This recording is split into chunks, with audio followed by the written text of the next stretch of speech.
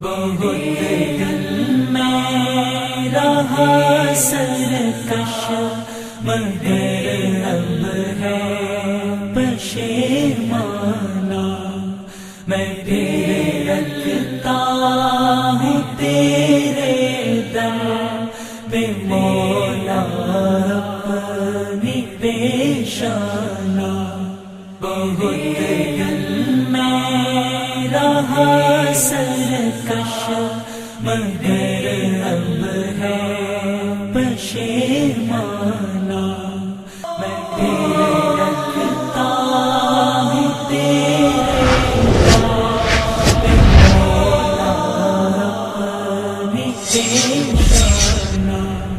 نحمده ونصلي على رسوله الكريم،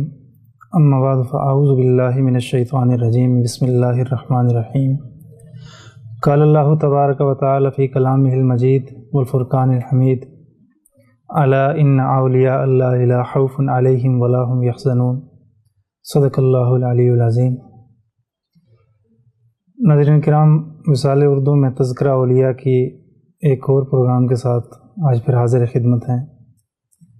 آج پھر ایک نابغہ روزگار شخصیت کا تذکرہ کرنے لگے ہیں، بلکہ لازوال باکمال بے مثال شخصیت کا تذکرہ کرنے لگے ہیں کہ جتنی بھی شخصیات کا ہم نے تذکرہ کیا وہ فیضان نبوت کے طفیل ہی سے اللہ نے انہیں عزت و رفعت، منقبت، معرفت اور جتنا بھی عزت و معیار عطا فرمایا وہ آپ علیہ السلام کی اتباع سے۔ لیکن آج جس شخصیت کا تذکرہ کرنے لگے ہیں وہ تو خود خاندان نبوت کا ہی فرد ہے، وہ تو خود خاندان نبوت کے ہی باغ میں کھیلا، اسی گلستان میں پلا بڑا۔ اس حوالے سے یہ شخصیت زیادہ عظمت و رفعت کے متقاضی ہے۔ میری مراد امام زین العابدین یعنی علی ابن حسین رضی اللہ تعالیٰ عنہ ہے۔ اللہ تعالیٰ نے بہت ساری عظمتیں ان کے اندر جمع کی، نہ صرف یہ کہ اہل بیت کے فرد تھے بلکہ اس کے علاوہ بہت ساری ایسی عظمتیں تھیں جو ان کی اپنی کسبی تھی، جو رب سے محبت کی متقاضی تھی، جن میں طلب محبت، معرفت رب تعالی چھلکتی نظر آتی تھی، اور ان چیزوں نے یا ان اعمال نے اہل بیت کے ہوتے ہوئے اس عظمت کو اور بڑھا دیا۔ امام زین العابدین رحمۃ اللہ تعالیٰ علیہ کا اصل نام علی بن حسین تھا، اور چونکہ حضرت حسین رضی اللہ عنہ نے اپنے والد گرامی کے نام پر ہی آپ کا نام رکھا۔ آپ کا لقب زین العابدین تھا، اور اسی طرح سجاد بھی آپ کا لقب مشہور ہے۔ ان دونوں کی وجہ شہرت آپ کی کثرت عبادت ہے، یہیں آپ کو امین بھی کہا گیا، سید العابدین بھی کہا گیا۔ یہ ساری باتیں آپ کی کثرت عبادت پہ دال ہیں کہ آپ بہت زیادہ رب تعالیٰ کی عبادت میں منہمک رہتے، اور بے تحاشا رب تعالیٰ کی یاد کے جتنے بھی افعال و اعمال تھے ان میں ہمتاً منہمک رہتے۔ یہی وجہ کہ یہ لقب آپ کا عابدین، کہیں زین العابدین کہیں سید العابدین ہمیں ملتا ہے۔ آپ کی ولادت کی جانب آتے ہیں۔ ولادت میں دو قول ملتے ہیں، ایک یہ کہ 33 ہجری میں آپ کی ولادت ہوئی، دوسرا قول جو ابن سعد کے حوالے سے ہے 38 ہجری میں آپ کی ولادت ہوئی۔ اور ولادت کے بعد سلسلہ بڑا آگے، چونکہ آپ قریشی اور ہاشمی نسب سے ہیں، آپ کی تعلیم و تعلم کا ابتدائی جو سلسلہ ہے وہ تو گھر ہی سے شروع ہوا، اور گھر میں شروع کرنے میں جناب حسین رضی اللہ تعالیٰ عنہ اور آپ کے چچا حضرت حسن وہ پیش رہے۔ آپ کی والدہ کے بارے میں بھی روایات مختلف ہیں، کہیں پہ تو ملتا ہے کتب تاریخ میں کہ سلامہ یا سلافہ نام تھا، کہیں پہ ملتا ہے غزالہ نام تھا، اور جو محققین کا راج قول ہے وہ یہ کہ یزدر سوم کی بیٹی تھی جو شہنشاہ فارس تھا، شہر بانو نام تھا، جو کہ جنگ کے بعد بطور غنیمت کے آئی، تو وہ آپ کے نکاح میں آئی، اس سے پھر جو ہے حضرت حسین رضی اللہ عنہ کے نکاح میں آئی، پھر اس سے آگے علی بن حسین کی جو ہے وہ ولادت ہوئی۔ یہ آپ کی والدہ کا سلسلہ نسب تھا۔ چونکہ اصل تو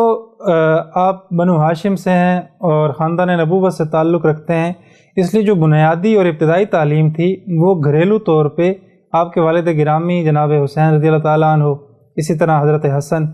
اور پھر امہات المومنین کی جو ہے وہ کثرت سے آپ کی تعلیم میں عمل دخل رہا،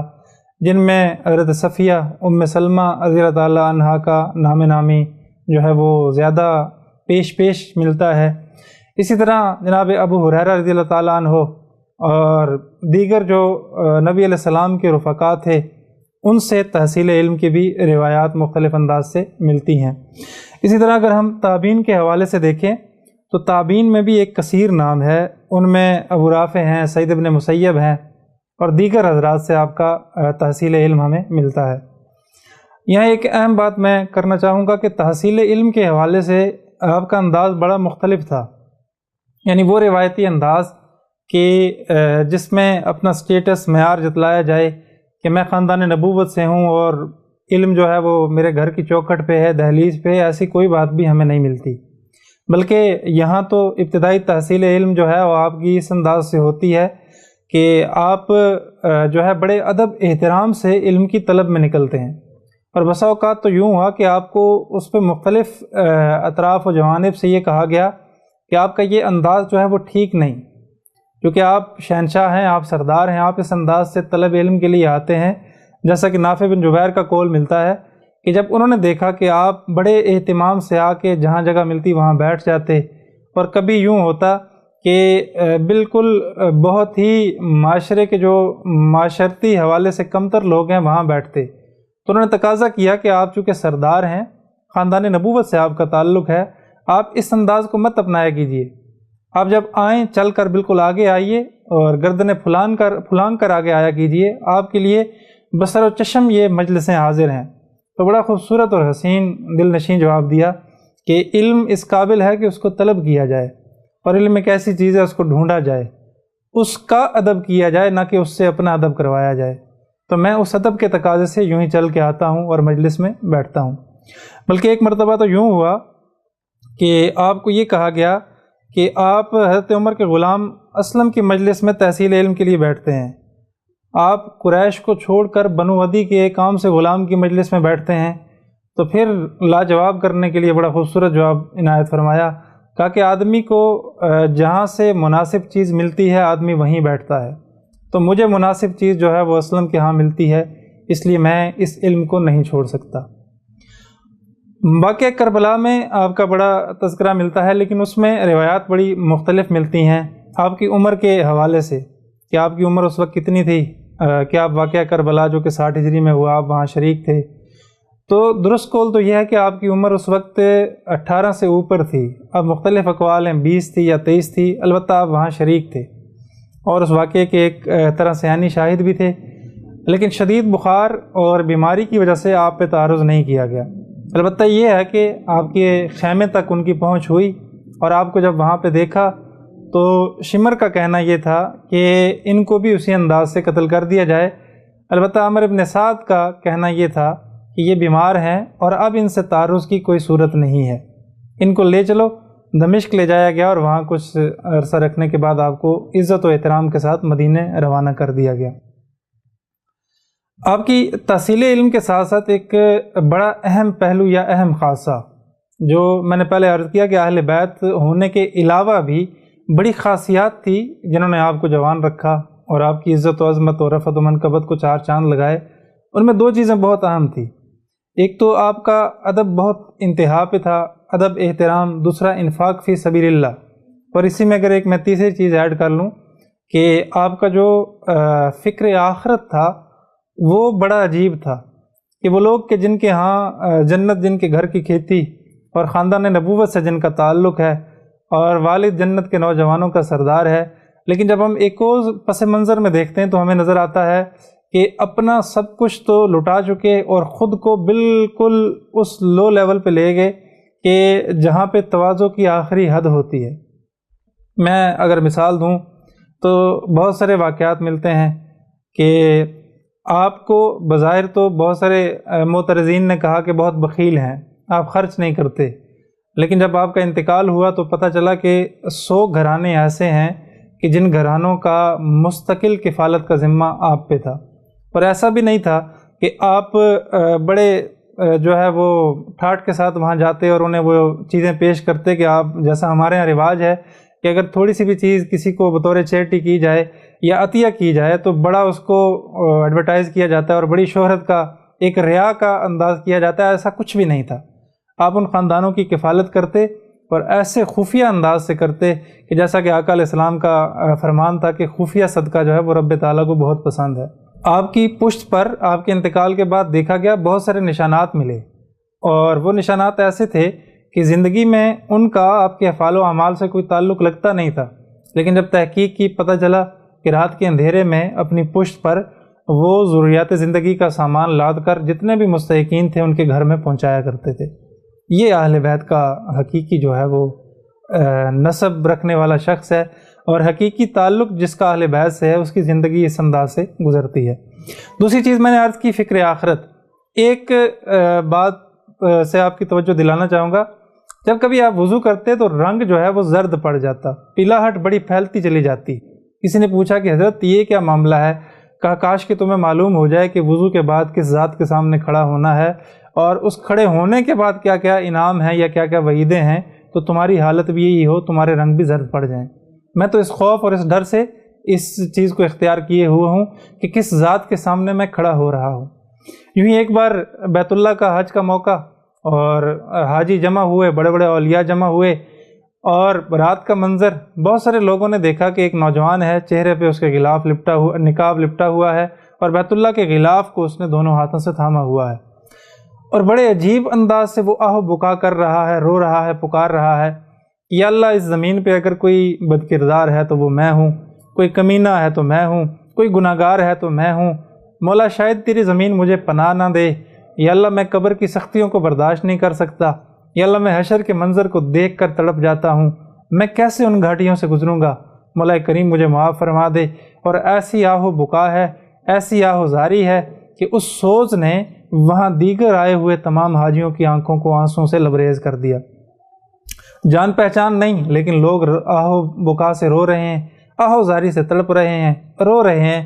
کسی ایک بزرگ نے آگے بڑھ کے ہمت کر کے دامن تھاما، کہ نوجوان ایسا کیا گناہ کر دیا تو نے؟ تو بتلا تو صحیح تو کون ہے؟ بار بار تقاضا کیا لیکن نہیں، آخر انہوں نے آگے بڑھ کر چہرے سے نقاب ہٹایا تو دیکھنے والوں کی آنکھیں دنگ رہ گئی کہ سامنے وہ نوجوان کوئی اور شخصیت نہیں، سیدنا حسین رضی اللہ عنہ کا بیٹا امام زین العابدین کھڑے تھے۔ جب لوگوں نے دیکھا تو حیرت کی انتہا ہو گئی کہ وہ شخص، وہ اس منزلت اور قدر والی شخصیت کہ میں نے پہلے عرض کیا کہ جن کے والد جنت کے نوجوانوں کے سردار اور خاندان نبوت سے تعلق رکھنے والا فرد، اس کی فکر آخرت کتنی مضبوط تھی اور کتنی تڑپ تھی کہ مولا کریم پتہ نہیں وہ گھاٹیاں میں کیسے طے کروں گا۔ یہ دو تین چیزیں آپ کی زندگی کا بڑا اہم خاصہ تھی۔ ایک اور اہم پہلو کی طرف ناظرین کی توجہ دلاؤں گا۔ ہمارے ہاں عمومی مزاج یہ دیکھا گیا ہے، وہ لوگ جو اہل بیت کا نام لیتے ہیں اور اس طبقے کی پوری محبت کو اپنے اندر سمیٹنے کی ان کی کاوش ہے، دعویٰ بھی ہے، حالانکہ بہت ساری چیزوں پہ ان سے اختلاف ہے اور نظریاتی اختلاف تا قیامت تک رہے گا۔ ان کے اور اہل بیت کے افعال و اعمال میں کتنا فرق تھا، ذرا اس کو ملاحظہ کیجئے۔ یہ کنفیوژن مدتوں سے تحریری طور پہ، تقریری طور پہ پھیلا دیا گیا کہ اہل بیت کا خلفائے ثلاثہ سے ہمیشہ جھگڑا ہی رہا ہے، آپس کی محبتیں، آپس کی وہ جو جو محبت کا تقاضا تھا، جو محبت والے اعمال تھے، ان پہ دویز طے والے پردے ڈال دیے گئے، اور آج تک امت میں یہ بات پھیلتی چلی آ رہی ہے کہ اہل بیت کا اصحاب ثلاثہ سے یعنی جناب عمر، ابو بکر اور عثمان غنی رضی اللہ تعالیٰ عنہ سے اختلاف تھا، اور وہ اختلاف نفرت میں اور پھر دشمنی میں چلتا گیا۔ اس پہ بہت ساری ایسی احادیث کہ جن کو تحقیقی طور پہ جب جائزہ لیا جائے تو وہ ثابت ہی نہیں ہوتی، ان کا ملمہ بھی لگایا گیا۔ میں ایک دو مثالیں دے کر چلوں گا کہ ایک شخص آیا امام زین العابدین رحمۃ اللہ تعالیٰ علیہ کے پاس اور آ کر عرض کی کہ حضور آپ اس وقت مدینہ میں تھے اور آقا علیہ السلام محمد عربی صلی اللہ علیہ وسلم کے روضہ کے قریب تھے۔ کہا کہ یہ جو دو لوگ ان کے ساتھ سوئے ہوئے ہیں، جناب ابو بکر اور جناب عمر رضی اللہ تعالیٰ عنہما، ان کو حضور کی زندگی میں کتنا تقرب تھا، یہ حضور کے کتنے قریب تھے، ذرا اس کی وضاحت فرما دیجیے۔ اور اشارہ تھا کہ چونکہ آپ اہل بیت سے ہیں اور آپ ان کا ذکر اس انداز سے کریں گے جیسا کہ سائل کو مطلوب تھا۔ آپ نے بڑی ہی مسکت جواب دیتے ہوئے مسکراتے ہوئے فرمایا کہ ان کا قرب رسول اللہ سے اتنا زیادہ تھا جتنا تم قبروں کے ساتھ دیکھ رہے ہو۔ مراد یہ تھا کہ جب دنیا سے جانے کے بعد جتنے قریب ہیں، زندگی میں اس سے بھی زیادہ قریب تھے۔ وہ چلتی ہوئی جتنی سانسیں تھیں وہ آقا علیہ السلام کے نام تھی۔ جیسا قبروں میں قرب ہے ویسا ہی زندگی میں بھی قرب تھا۔ ایک اور واقعہ اسی طرح نقل کیا گیا دونوں فریقین کی کتب میں کہ عراق سے کچھ لوگ آئے اور آ کر اصحاب ثلاثہ خصوصاً جناب عثمان رضی اللہ تعالیٰ عنہ پر سب و شتم کیا، اور پھر آپ سے سوال کیا کہ آپ کا ان تینوں کے بارے میں آپ کی کیا رائے ہے۔ آپ نے بڑا خوبصورت جواب دیا، کہا کہ میں تم لوگوں سے 3 سوال کروں گا، ان 3 سوالوں میں تمہیں تمہارا جواب مل جائے گا۔ پہلا سوال یہ ہے کہ اللہ نے اپنی کتاب میں 3 طبقوں کا ذکر کیا ہے۔ وہ پہلا طبقہ للفقراء المہاجرین الذین اخرجوا من دیارہم، کہ پہلا طبقہ یہ ہے، کیا تم اس طبقے میں ہو؟ وہ مہاجرین کے جنہیں ان کے گھروں سے نکالا گیا اور انہیں بڑی مصیبتیں بڑی تکلیفیں دین کے لیے برداشت کی، کیا اہل عراق تم ان لوگوں میں سے ہو؟ تو عراق والوں نے کہا نہیں، ہم ان میں سے نہیں۔ کہا اچھا، میرا دوسرا سوال ہے کہ رب تعالیٰ اپنی کتاب میں ذکر کرتے ہیں والذین تبعوا الدار والایمان من قبلہم، کیا تم اس گروہ میں سے ہو کہ جس دوسرے گروہ کا رب تعالیٰ ذکر کر رہے ہیں؟ کہا کہ ہم اس گروہ میں سے بھی نہیں ہیں۔ کہا کہ اچھا، رب تعالیٰ تیسرے گروہ کا ذکر کر رہے ہیں، اور پہلے 2 سوالوں کے جوابوں سے مجھے اندازہ ہوا کہ تم اس تیسرے گروہ میں سے بھی نہیں ہو۔ والذین جاؤ من بعدہم یقولون ربنا اغفر لنا ولاخواننا الذین سبقونا بالایمان، کہا تم اس تیسرے گروہ میں سے؟ کہا ہم اس تیسرے گروہ میں سے بھی نہیں ہیں۔ تو میں یقین سے کہہ سکتا ہوں جب تینوں گروہوں میں سے تم نہیں ہو تو پھر میری جانب سے تمہارے ان تینوں پر تبرہ اور سب و شتم کا جواب یہ ہے کہ میں تمہیں اہل اسلام میں سے نہیں سمجھتا۔ اللہ تمہیں تمہارے گھر سے دور کرے، اسلام کے لبادے کو اوڑھ کر ان مقدس شخصیات پر تمہارا تبرہ میں برداشت نہیں کر پاتا۔ یہ الفاظ ہیں امام زین العابدین رحمۃ اللہ تعالیٰ علیہ کی۔ یہ ایک بنیادی اصول بھی ہمیں ملتا ہے کہ اہل بیت کا اصحاب ثلاثہ سے کتنا زیادہ محبت بھرا تذکرہ تھا۔ یہ ایک مستقل موضوع ہے، انشاءاللہ پھر کسی لیکچر میں اس کو تفصیلاً بحوالہ عرض کریں گے، لیکن یہاں عرض کرنے کا مقصد یہ پہلو بھی مد نظر رکھا جائے کہ اہل بیت سے محبین کا کتنا ایک گھناؤنا اصول ہمارے سامنے پیش کیا گیا۔ بلکہ میں یوں ہی عرض کروں، امام زین العابدین کا جو تھا وہ معمول تھا سفید پگڑی باندھنے کا، اور اس کا جو امامہ ہے شملہ ہے اس کو کمر کی جانب جھکانے کا، لیکن ان سے محبت کے دعوے دار آپ خود مشاہدہ کر لیجئے کہ ان کی شخصیت اور ان کے اعمال و افعال کی کتنی تقلید کرتے ہیں۔ بہرحال آپ کے اقوال سے ہمیں ملا کہ آپ کا اہل بیت سے کتنی محبت تھی۔ آپ اس اصول پر تول لیجئے اور دیکھ لیجئے، مشاہدہ کیجئے کہ اہل بیت سے ان کی محبت کس حد تک ہے۔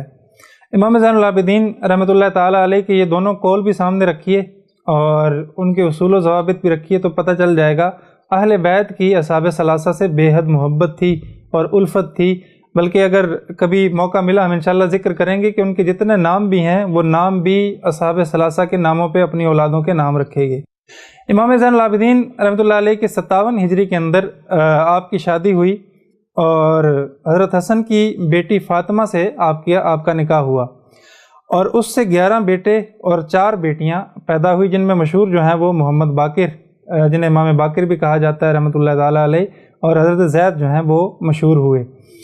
یہ آپ کی اولاد تھی۔ یوں ہی آپ کا جو ہے وہ سلسلہ آگے چلتا رہا۔ آپ کی جتنی بھی زندگی تھی میں نے 2-3 چیزیں بطور خاصہ ذکر کی۔ ایک تو انفاق فی سبیل اللہ بے حد انتہا پہ تھا،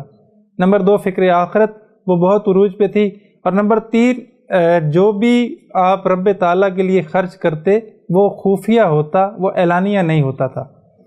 یہی وجہ ہے کہ سید العابدین لقب بنا، امین العابدین لقب پڑا، زین العابدین لقب پڑا کہ یہ شخص بہت زیادہ عابد ہے اور بہت زیادہ رب تعالیٰ سے ڈرنے والا اور رب کا خوف اپنے دل میں رکھنے والا ہے۔ اہل بیت سے محبت رکھنے والوں اور اہل بیت کا نام لینے والوں، میرے آپ کے سمیت جتنے بھی لوگ اہل بیت سے محبت رکھتے ہیں، یہ اہل بیت کا عملی نمونہ ہے، یہ اہل بیت کا ایک